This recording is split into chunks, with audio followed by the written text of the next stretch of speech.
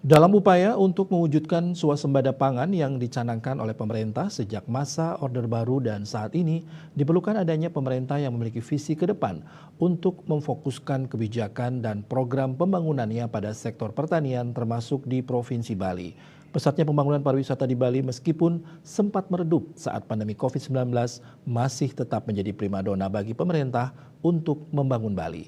Namun perlu dicermati bahwa jangan sampai sektor pertanian menjadi terabaikan atau termarginalisasi dan bahkan semakin terdesak serta terhimpit oleh sektor pariwisata yang semakin besar.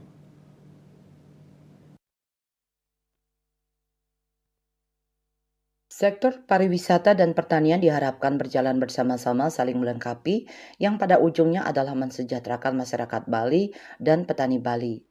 Ketua DPD HKTI Bali Gede Sedana menyampaikan, pertanian Bali tidak dapat dilepaskan dengan peradaban kebudayaan Bali yang telah tumbuh dan berkembang sejak ribuan tahun lalu. Terdapat berlimpah kearifan lokal pada budaya pertanian dengan berbagai nilai-nilai yang masih relevan dalam pembangunan di era modern dan globalisasi yang syarat dengan kompleksitas ilmu pengetahuan dan teknologi.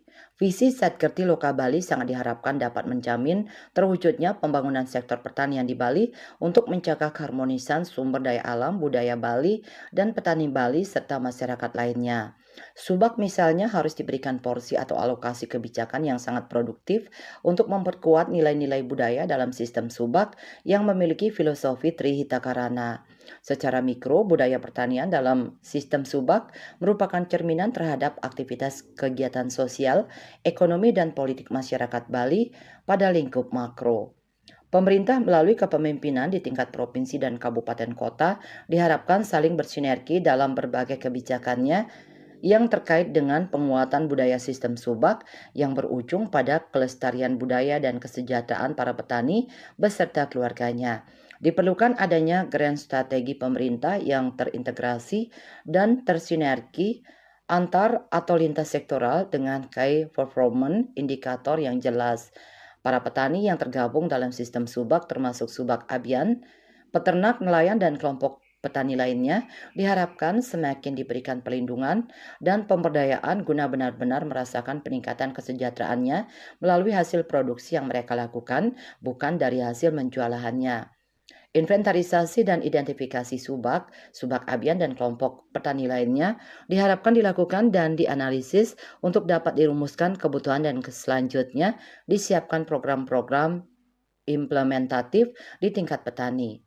Sebagai amanat dari Undang-Undang Republik Indonesia Nomor 19 Tahun 2013 tentang perlindungan dan pemberdayaan petani, para petani harus dilindungi untuk membantu mereka dalam menghadapi kompleksnya permasalahan kesulitan untuk mengakses prasarana dan sarana produksi, kepastian usaha, risiko harga, kegagalan panen, praktek ekonomi biaya tinggi, dan perubahan iklim.